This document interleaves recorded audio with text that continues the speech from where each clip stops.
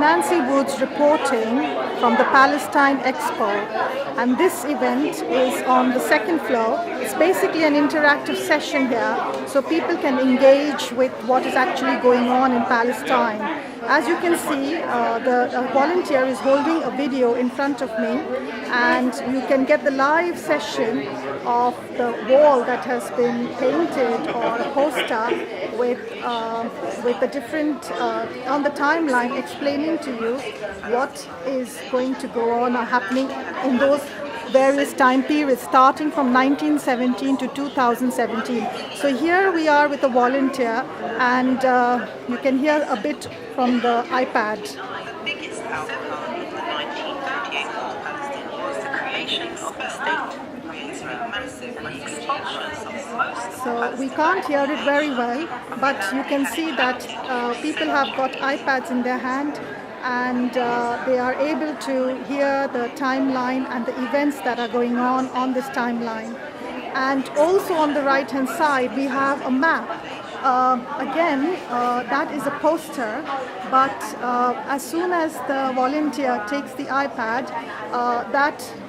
that also flags up, and you can see on the iPad exactly they're talking of the Al Aqsa Mosque, which is ALAQSA Mosque, and basically it's an interactive session, so you're actually in the iPad walking through this beautiful mosque, which I have to say I have never seen such style and such architecture, but you can see the mosque through this iPad, and with great architectural design.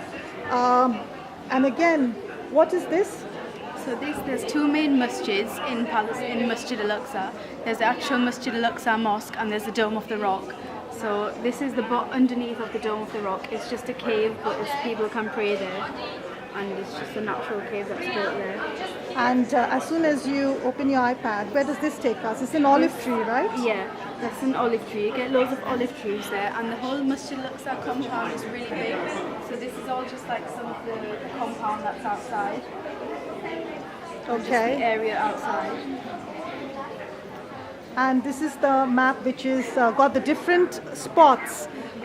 Is it like linked to the Google Maps or something, so you can see it's taking you straight to Palestine from here? So this particular mosque, do you know anything about this mosque? This Al mosque is the Aqsa mosque? Dome of the Rock. Okay, So this is the Dome of the Rock, Yeah, the so famous it's- Dome of the Rock. Yeah. Okay. So it's smaller than the other Masjid al-Aqsa. This whole area is known as Masjid al-Aqsa though. So, but this is the Dome of the Rock mosque, and then as you go, you can see. Oh, it's a 360 degrees. I have to say, this is not augmented reality or virtual reality. I think it's something to do with Google Maps, and you can have a live interactive session by visiting the various spots in Palestine. Is that right? Yeah, that's right. That is And really this wonderful. is the main Masjid al-Aqsa mosque. Okay. So this one's bigger, Okay. and then as you can see. And you can take a 360 degrees turn with the iPad, and you get the whole image. And I think that is a really nice interactive session for people to come to the expo and watch. So Yes? as you can see, the Masjid al-Aqsa is there, and then as you just walk along there and up them stairs, and the Dome of the Rock is just there. So although it's a really big compound, the two mosques are quite near to each other. Right. And you can just walk around the whole That's area. wonderful. Thank you. Thank you for that explanation. So now I'm just going to be walking from here, but you can see how the people are just lined up, and they are enjoying this interactive session with the iPads, which has been provided obviously by the expo. And people are getting the information about Palestine. So this is technology for you guys, and how it's breaking barriers of cultures and interaction. And now I'm coming to another wall, and here there is something else going on, which is you've got this color, and I'm here with one of the volunteers. So hi there. So could you tell me what's going on here? This is a flower wall that Sorry? this is a flower wall Okay. that our volunteers have taken 2 days to do. Okay. It's a flower. It's a Palestinian flower called Al Hanoun, beg your pardon. and it only grows in Palestine. It means a majestic, and what it is, we're trying to get as many thumbprints as we can, just to show our solidarity with the Palestinian children in refugee camps, that we are thinking of them from the UK, and that there's always hope. That's wonderful. So basically, this floral design is on canvas, I take it. That's correct, yeah. And it's quite big canvas, isn't it? It's, I don't know, at least about 10 Yeah. foot So by... We've had to cut it. Okay. obviously, because it was a bit too long. Right. But this is. And so people are coming and putting their thumb imprints, obviously, and making this wall look very beautiful. And it'll just show, you can see, I mean, my camera is on this wall, and you can see how many, I think thousands of thumbprints would be on this wall. So people out there who are watching this can see how people have come together, and there are thousands of imprints. And what are these different colors you have here? So it's a variation of colours. So this is shocking pink, and then we have plasticky peachy colour, and then we have sky blue. Okay, so it's completely washable, right? Completely washable paint. Okay, thank you. That's wonderful. welcome. Thank you. And now I'm approaching this tent. Of course, it's our United Nations tent.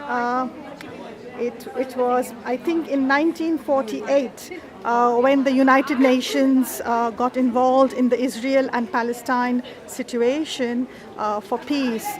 But after the Nakba, 750,000 Palestinians became refugees. Many of them had to move into makeshift tents like these, leaving all their possessions, loved ones, and livelihoods behind, and starting new but unstable lives in new lands.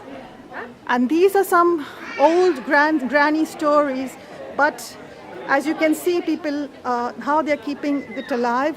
And of course, when they had to leave, they just had to take a few belongings, and these are their clothes, what they wear, pretty like kaftans,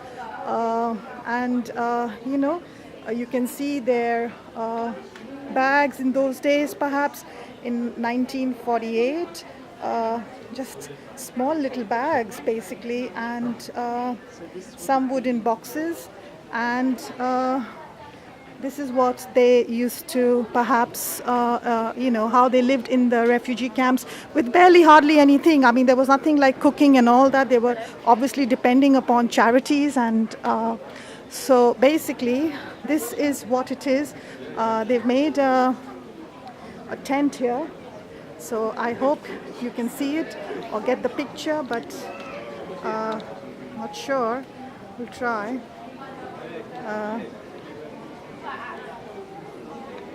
Right, so you can see the tent somewhat, I think, and that's it. It's occupying a bit of space there. So this was the interactive sessions going on here, and there is this table here as well. Hello. Do you know what this table is? Interactive with the iPad. Oh, this is interacting with the iPads. Yeah, so it's just this whole wall. But what is this table for? Just to keep the iPads? I see, okay. So even the table has got a unique design, as you can see. It's painted. So all kinds of creativity have been used in this expo, basically. And a lot of people are, they've got some stuff, I suppose, from the museum. This is a saw in 1922, sawing large wood pieces. And that is a copper pot. 1922, to prepare food for 5 or more people. So it's rather a large pot with holes in it, and it's obviously copper, and you don't get these nowadays. There's some beads over here, which was used in prayers, and you can see the beads are quite large in 1933, and then you have thread beads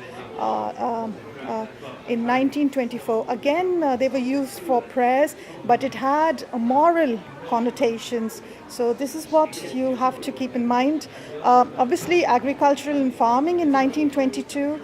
There's a sickle here for harvesting wheat, and eyeliner powder, and a holder there as well. Accessories and for treatment of eye diseases used to line the eyes for women. This is very interesting here because you can see that they have their own newspapers. I think it could be in Arabic, but I'm not really sure. But you can see that's original papers from a very, very long time ago. And that is how advanced Palestinian was at those times. So this is a kerosene burner here, and it's in 1922, and this is a very rather large pot for preparing coffee, tea, heating water, or cooking. And of course, we see these balance scales even today in developing countries to measure weights and measures. This is the coffee pots. So it's pretty interesting. And there is a coffee mortar for grinding coffee. So obviously they had fresh coffee, not like nowadays what we see. It was not anything machine, it was all hand done. There is a musical instrument here, like a small flute, which is 1937. It's called a ney, N-A-Y, and was used in weddings and parties. So there's a copper bucket, again 1922, and the design of this bucket is slightly different to the earlier one, and this was to transfer milk, water, and also for making yogurt. This is a sweet little stove here. Of course, I think it works on kerosene, but you don't get to see these nowadays with all this new technology and oven and stuff. So as you can see, this is quite an enjoyable exhibition here, and they're copper pots of different sizes and buckets. And if anybody else is interested in the history of the Palestine and stuff like that, there's this massive books which will give us explanation and the introduction and talking about artists and stuff like that. So basically these are the different things that are happening at the interactive session here. But now I'm come to a very strange different place here where I can see that there is 2 buckets, and I'm going to get a volunteer to tell me what's going on here. So hi there. Just give me a brief, like what are the people doing here and what is the significance of this? Okay, so basically what we have here is 2 buckets, and obviously one, as you can see, we've got a clean bucket and we've got a dirty bucket. It's just a comparison between what the Palestinians get and what the Israelis get. Yeah. And is that the color of the water? Yes, as you can see, it's a brown color, so obviously it's dirty, it's unhygienic. Obviously it's harmful to them as well. So basically you can see that there is a water supply comparison here, and there are 2 buckets like the ladies just explained, and the water supply given to Palestine and Gaza daily, this water is considerably less, but it is also dirty, unsanitary and polluted. It forces the Palestinians to live in an unhealthy life and obviously cut mortality rates as well. So the water supply in Israel is controlled by the Israel government, including Gaza. Therefore, they choose to provide unclean, restricted water to Gaza. Okay, so I think on that note, I'm just going to end. But we still don't understand why these differences are there and why the water that is, the water that is being supplied into Israel is of 2 different qualities. Anyway, that is why we are here, and the viewers who are watching this video can obviously decide for themselves, because this program is evidence-based, and we are showing you exactly how and what things are. So thank you very much for watching, and this is Nancy Wood signing off. And if you enjoyed this video, then please do contact me or get in touch. Thank you. Bye-bye.